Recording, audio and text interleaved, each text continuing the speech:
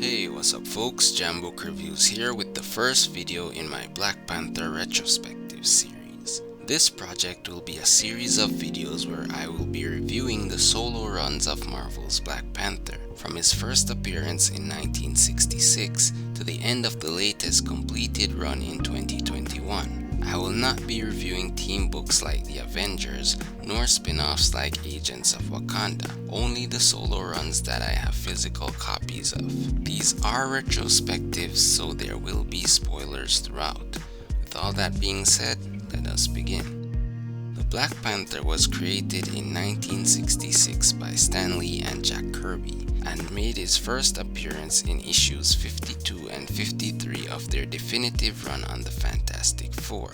In Jack Kirby's career-spanning interview with TCJ, he said that he created the character when he realized that he had a black readership and black friends, but had never drawn any black characters in his comics. Black characters were generally lacking in the comics industry at the time.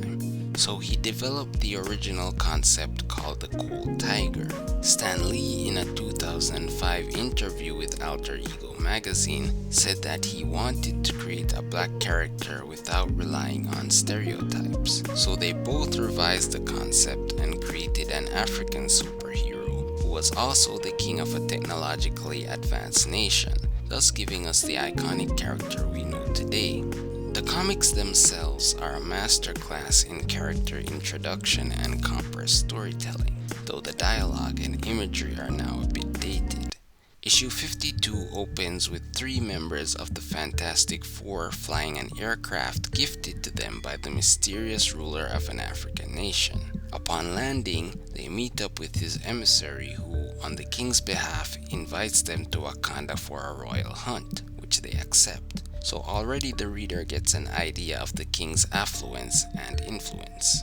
On the next page, we follow the emissary's instant message of their acceptance to Wakanda, and we see the hidden kingdom and T'Challa for the first time, and we're made aware of his true intentions regarding the hunt. In these 2 panels here, we see the now classic imagery of Wakanda, with the advanced technology contrasting heavily with the tribal way of life surrounding it. And here's where I'll talk about my main criticism of his first appearance, a blind spot on the part of his creators, and it carries across many of the runs on the character. Let's start with the Fantastic Four. Despite going on many cosmic adventures, at the end of the day they return home to Manhattan in New York. It's a way of grounding the story in reality to have them live somewhere recognizable on Earth. Marvel's mantra at the time was to show readers the world outside their window. So the question is, where was the African equivalent of that? Wakanda is an anachronism. That's what makes it unique. But all its surroundings are portrayed as primitive. The location of Wakanda is often said to be in East Africa near to Uganda and Kenya. This was Uganda in the 60s. This was Kenya. At the end of the day, these comics are a fantastical interpretation of Africa through American eyes, and while the results of that could never be wholly accurate, it didn't and doesn't have to be wholly inaccurate either. Continuing, back in America, the Fantastic Four visit a frustrated Johnny Storm at his college, and they decide to give him a chance to cool off by bringing him and his friend Wyatt Wingfoot to Wakanda with them. After a quick segue to the Inhumans, the team and the emissary finally arrive in Wakanda, but Mr. Fantastic is noticeably on his guard because he doesn't like the vibe he's getting there. And you'll notice Jack Kirby's unique style there in the design of the Wakandan techno forest. When they exit the forest, the emissary disappears and the Black Panther launches his attack on the Fantastic Four. He quickly defeats each member of the team by exploiting their weaknesses, as he had studied them beforehand. What he didn't take into account was the 5th man, Wyatt Wingfoot, who was able to free the Fantastic Four before it was too late, and the hunt ends when they all corner the Panther. So this was a great issue because they were able to show the Black Panther as a formidable foe and have the battle end in a way that had both parties saving face. You know, you can't have the new guy completely demolishing the premier team in their own book. In the next issue, the Panther throws a party for his new guests, and later in private reveals his country's history to them. He tells them about his father, T'Chaka, who was the sworn protector of the sacred vibranium mound that Wakanda is built around. Then how a man named Ulysses Claw, learning of the vibranium's value, wanted it for himself and attacked Wakanda, killing T'Challa's father in the process. Looking at T'Challa's father, it's highly likely that the creators were inspired by the legendary African king Shaka Zulu. Looking at Claw's attack on the Wakandans, the attire and weaponry, it somewhat resembles that of the opposing sides in the Anglo-Zulu War of the 1800s.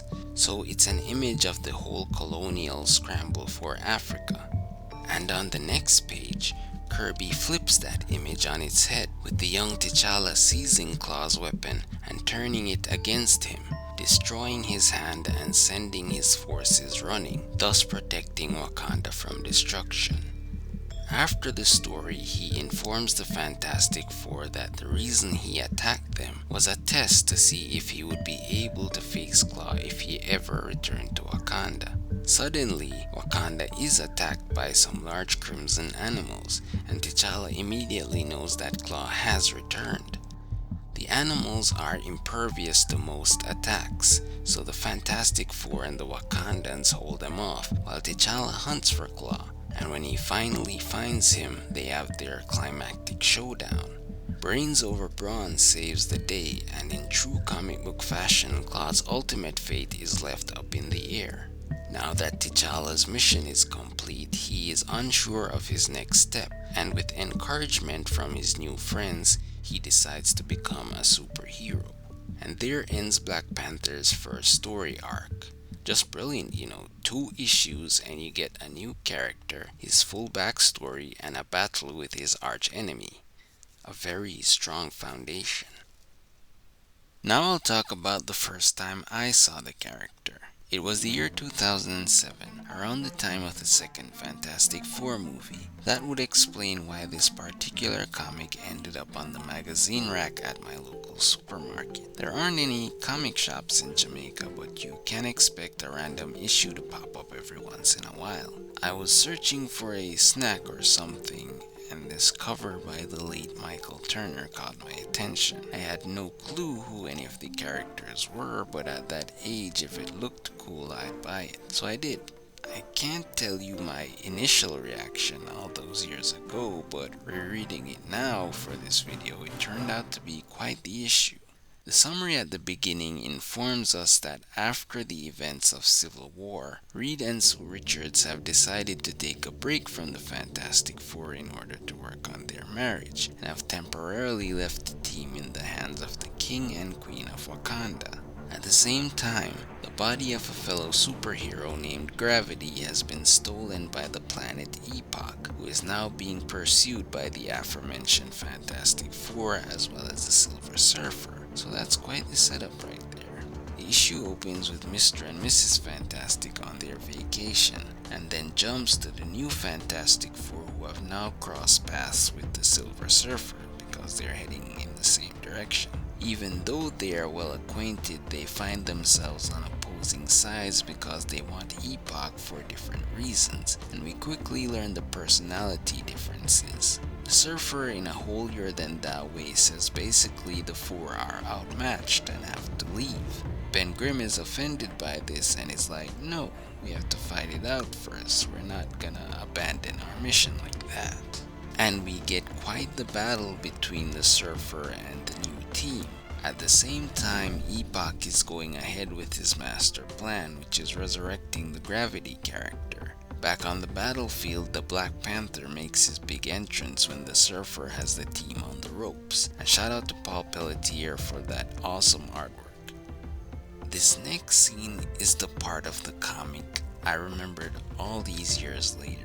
The Panther somehow manages to outmaneuver the Surfer and put him in an arm lock. Remember, I didn't know anything about these two except that one had a movie and just beat up the Thing and the Torch, so this was just amazing to see.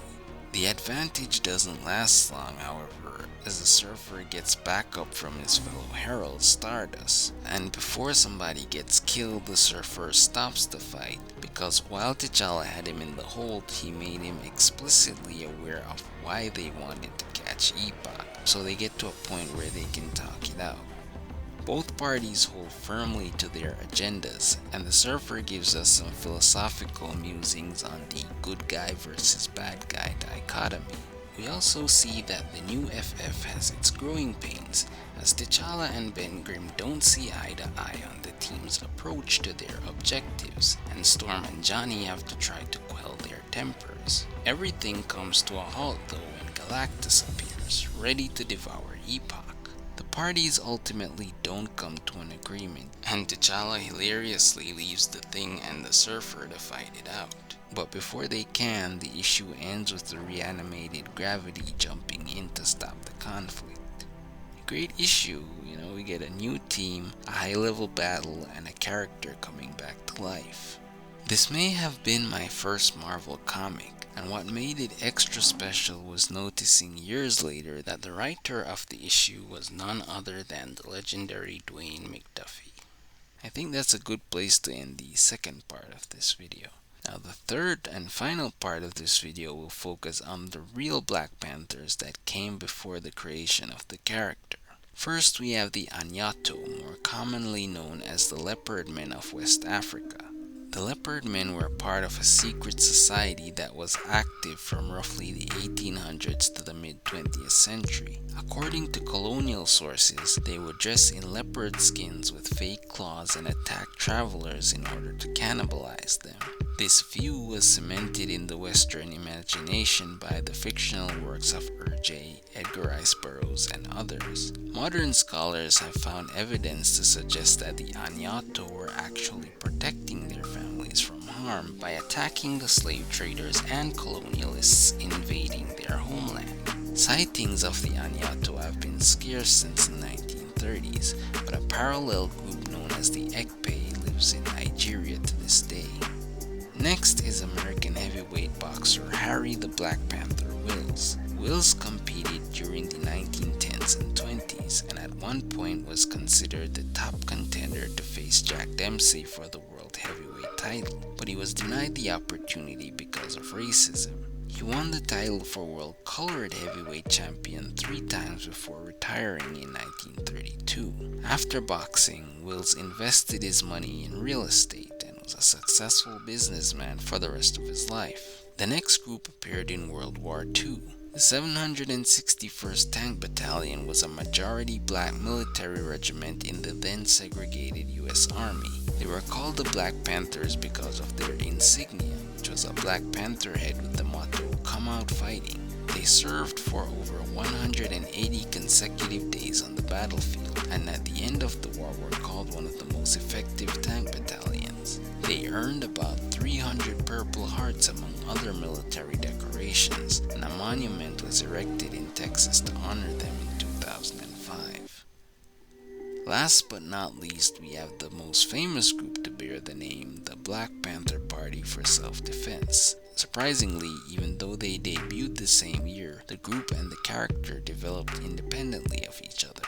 However, the party did have a minor influence on the character when they became more popular. In 1972, in the pages of Fantastic Four, T'Challa briefly changed his name to the Black Leopard. The writer of the issue, the prolific Roy Thomas, said in an interview that Marvel was concerned that the character would be mistakenly identified with the group. And I wonder if the content of the issue had anything to do with that idea. But thankfully, the change didn't last long. Jump ahead to the year 2018 when the movie came out and we got this brilliant homage to the party. And that's where I'll end this video. The next video will focus on Don McGregor's Panther's Rage. Thanks for watching, until then.